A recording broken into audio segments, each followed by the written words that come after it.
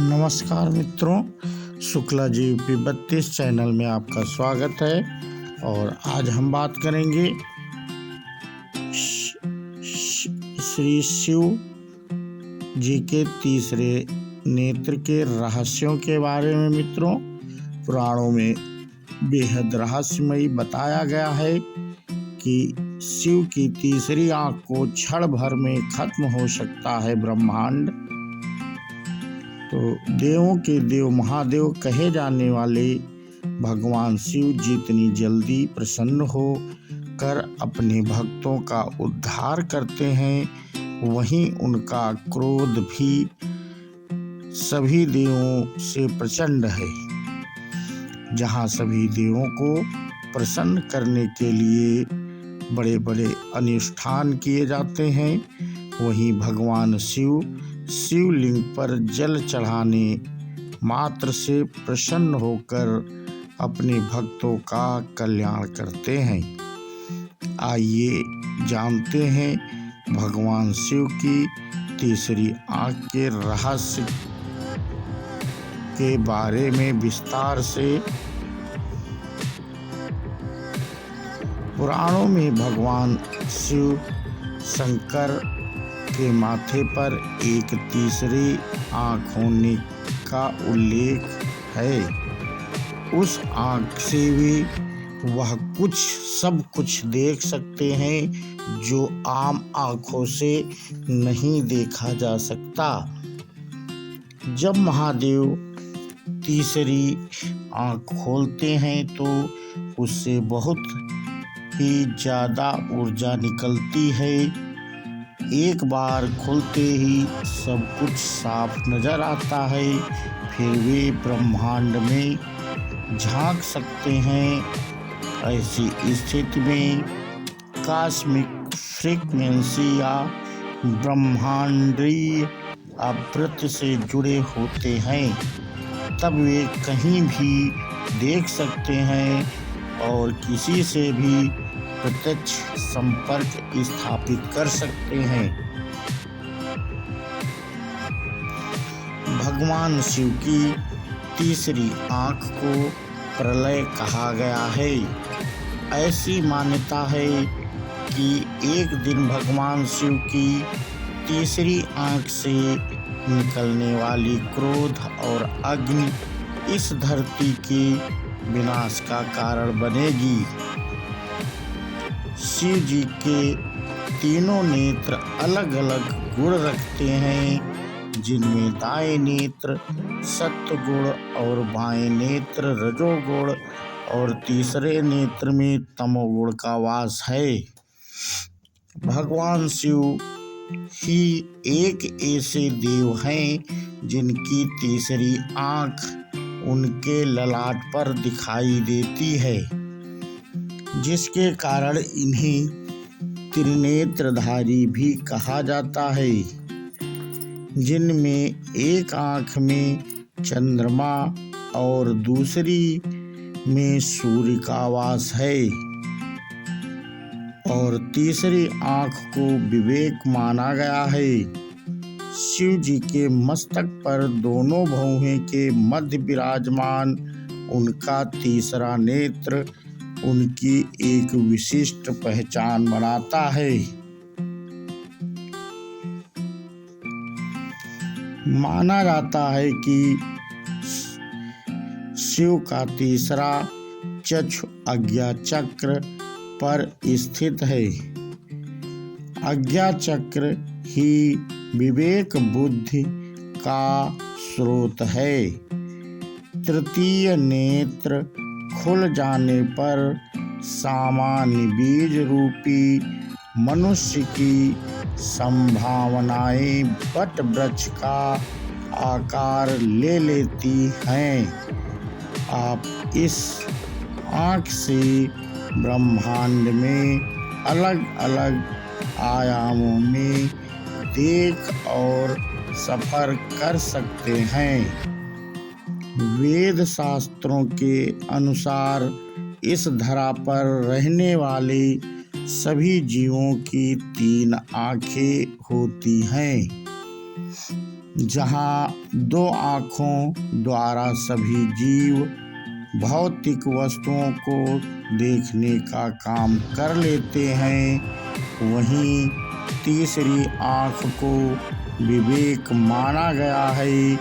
यह दोनों आँखों के ऊपर और मस्तक के मध्य होती हैं, किंतु तीसरी आँख कभी दिखाई नहीं देती है।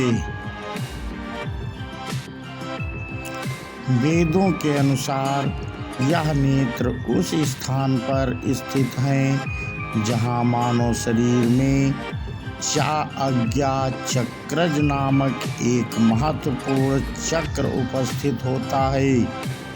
आज्ञा चक्र का अर्थ है हमारे शरीर में सकारात्मक ऊर्जा की शक्ति। इस चक्र को जागृत करने का अर्थ है मानव शरीर में संपूर्ण आध्यात्मिक ऊर्जा का समुचित प्रवाह होना। इसी आज्ञा चक्र के स्थान पर आत्मा का प्रबोधन यानी ज्ञान प्रस्तुत और केंद्रित होता है। जो व्यक्ति इस ऊर्जा को जागृत कर लेता है उसे सभी प्रकार की शक्तियाँ प्राप्त होती हैं। इस ऊर्जा के जरिए व्यक्ति ब्रह्मांड में सभी कुछ देख सकता है। भगवान शिव मानव का शुद्धतम स्वरूप हैं। वे ब्रह्मांड में सब कुछ देख सकते हैं। वे अतीत में देख सकते हैं, वर्तमान पर नियंत्रण रख सकते हैं और भविष्य भी देख सकते हैं। वे त्रिकालदर्शी हैं। तीसरे नेत्र के द्वारा आज्ञा चक्र सक्रिय होता है। पुराणों के अनुसार भगवान के तीनों नेत्रों को त्रिकाल प्रतीक माना गया है, जिसमें भूत, वर्तमान और भविष्य का वास होता है। स्वर्गलोक, मृत्युलोक और पाताललोक भी इन्हीं तीनों नेत्रों के प्रतीक हैं। भगवान शिव ही एक ऐसे देव हैं जिन्हें तीनों लोकों का स्वामी कहा गया है।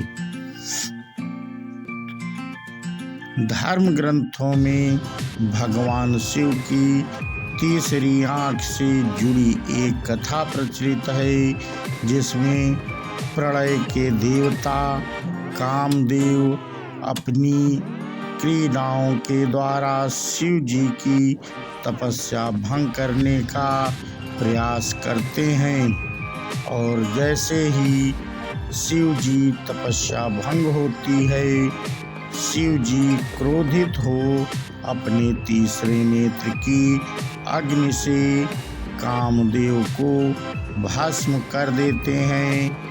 यह कथा मनुष्य जीवन के लिए प्रेरणा का स्रोत भी है। कामदेव का वास प्रत्येक मनुष्य के अंदर होता है। उसे अपने विवेक और बुद्धि द्वारा मन में उठने वाले क्रोध और अवांछित काम वासना को शांत करना चाहिए।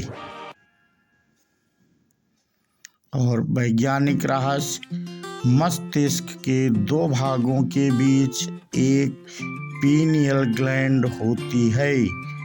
तीसरी आँख इसी को दर्शाती है। इसका काम है एक हार्मोन्स को छोड़ना जिसे मेलाटोनिन हार्मोन कहते हैं, जो सोने और जागने के घटना चक्र का संचालन करता है। जर्मन वैज्ञानिकों का ऐसा मत है कि इस तीसरे नेत्र के द्वारा दिशा ज्ञान भी होता है। इसमें पाया जाने वाला हार्मोन्स मेलाटोनिन मनुष्य की मानसिक उदासी से संबंधित है। अनेकानेक मनोविकारों एवं मानसिक गुणों का संबंध यहाँ स्रावित हार्मोन्स स्रावों से है। यह ग्रंथ लाइट सेंसिटिव है, इसलिए काफी हद तक इसे तीसरी आंख भी कहा जाता है। आप भले ही अंधे हो जाएं, लेकिन आपको लाइट का चमकना जरूर दिखाई देगा, जो इसी पीनियल ग्लैंड के कारण होता है। यदि आप लाइट का चमकना देख सकते हैं, तो फिर आप सब कुछ देखने की क्षमता रखते हैं। यही वो पीनियल ग्लैंड है जो ब्रह्मांड में झांकने का माध्यम है। इसके जागृत हो जाने पर ही कहते हैं कि व्यक्ति के ज्ञान चक्षु खुल गए, उसे निर्वाण प्राप्त हो गया, या वह अब प्रकृति के बंधन से मुक्त होकर सब कुछ करने के लिए स्वतंत्र है। इसके जागृत होने को ही कहते हैं कि अब व्यक्ति के पास दिव्य नेत्र हैं। और मित्रों, भगवान शिव की तीसरी आंख का नाम क्या है? शिव की वेशभूषा, वाहन आदि के बारे में अलग अलग कहानियाँ प्रचलित हैं। इसी प्रकार उनकी तीसरी आंख की विशेषता भी है। इसी वजह से उनका नाम त्र्यंबकम भी है। उनकी कुल 3 आँखों में से दाईं आँख को सूर्य तथा बाईं आँख को चंद्र कहा जाता है।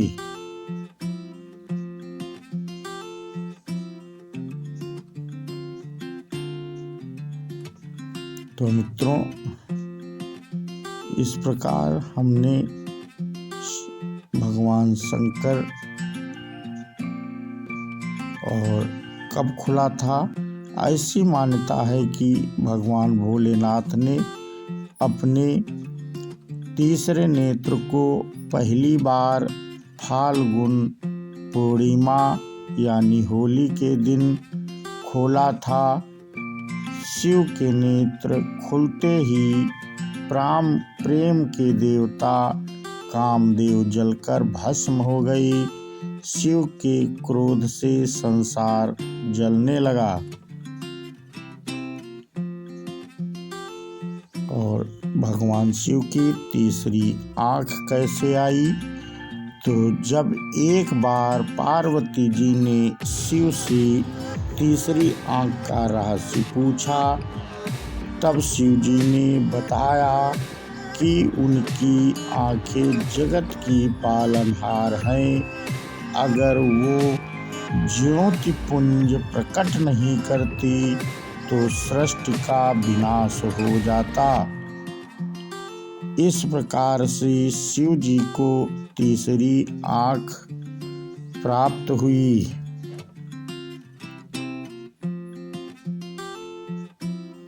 और मित्रों, भगवान शिव के दर्शन कैसे होते हैं? तो भगवान शिव भोलेनाथ भी कहा जाता है, क्योंकि वह अपने भक्तों पर जल्द प्रसन्न हो जाते हैं।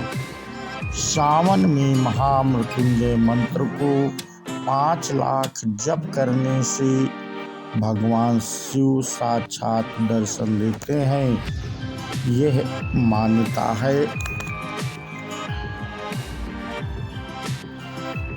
और मित्रों, ये वीडियो आपको कैसा लगा इसे कमेंट करके हमें अवश्य बताएं। और जो लोग पहली बार देख रहे थे वो चैनल को जाते जाते मित्रों सब्सक्राइब कर लें। और हम अपना वीडियो यहीं पे समाप्त करते हैं मित्रों। और ये वीडियो आपको कैसा लगा ये हमें कमेंट करके अवश्य बताएं। और हम नया वीडियो आगे जल्द ही लाएंगे मित्रों। और हमारा एक वीडियो लगभग डेली धार्मिक आता है, तो चैनल को सब्सक्राइब कर लें और नोटिफिकेशन बेल को दबा दें, जिससे हमारे डेली वीडियो धार्मिक देखने के लिए आपके चैनल पे आ जाएंगे यूट्यूब पे। तो हम इसी के साथ मित्रों अपना वीडियो समाप्त करते हैं। प्रो शंकर